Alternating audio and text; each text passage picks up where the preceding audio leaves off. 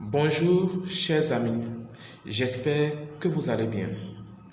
Aujourd'hui, je partagerai avec vous comment et pourquoi il faut éviter les dettes à la consommation. Vous savez,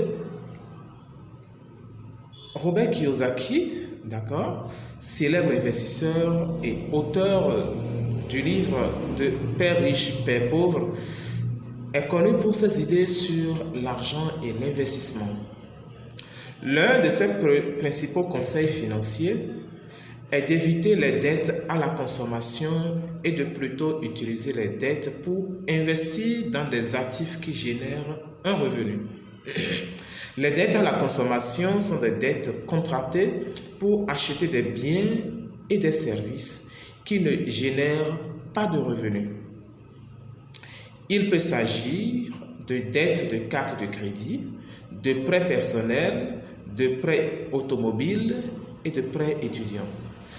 Ces dettes sont des dettes à la consommation qui ne génèrent aucun revenu et qui vous rendent au contraire la vie difficile. Supposons que vous contractez un prêt auprès de votre banque pour acheter un véhicule parce que certainement vous comptez sur votre salaire.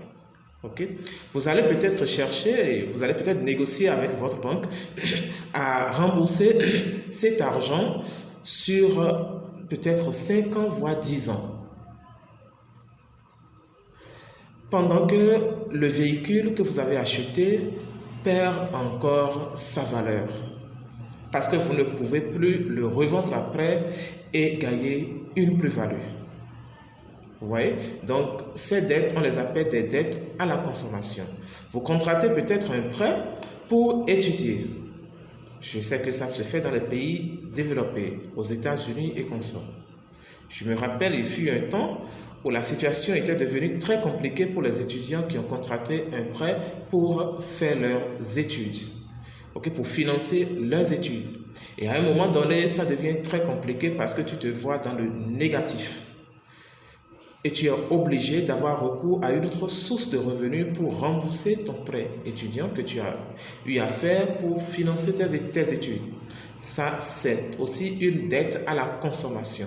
Ce sont des dettes qui ne génèrent aucun revenu et qu'il faut absolument et à tout point de vue éviter. D'accord? Voilà. Or, les dettes liées aux investissements contribuent à augmenter votre richesse. Ce sont des dettes que vous contractez peut-être auprès de votre banque pour investir dans des actifs immobiliers et locatifs. D'accord?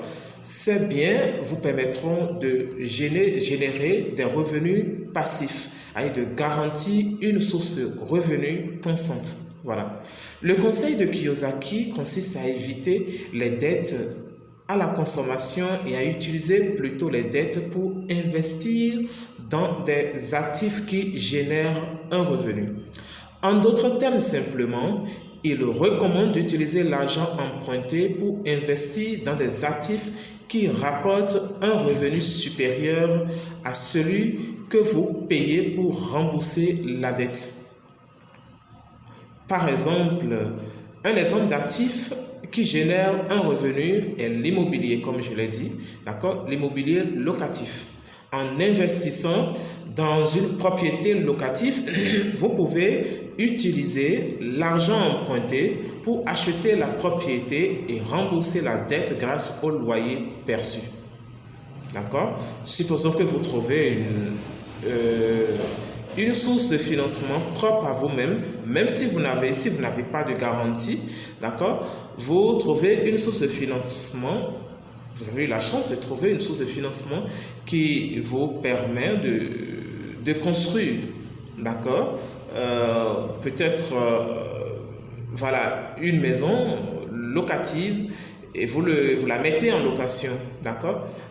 Vous pouvez, à partir de cette maison, de ce bien immobilier, contracter facilement des prêts à la banque, auprès de votre banque, pour encore construire d'autres biens immobiliers avec.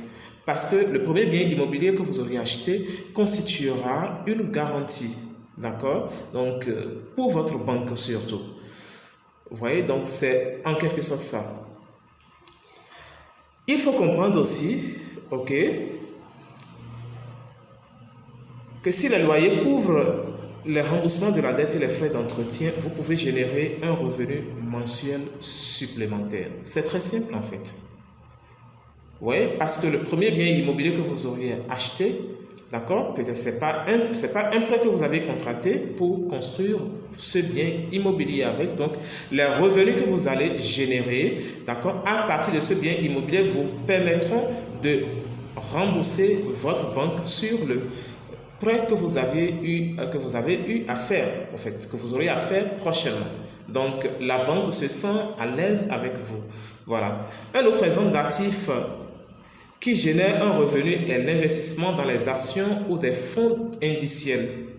En investissant dans des actions, vous pouvez profiter des dividendes versés aux actionnaires, peut-être à la fin de chaque mois ou bien à la fin de chaque année.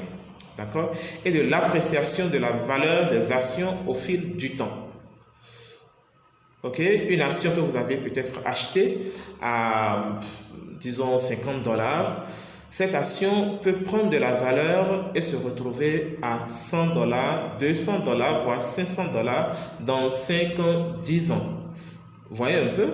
Et là, votre revenu augmente en fonction du coût de cette action que vous aviez achetée. Voilà. De même, en investissant dans les fonds indiciels, vous pouvez facilement diversifier votre portefeuille et bénéficier de la croissance à long terme du marché boursier.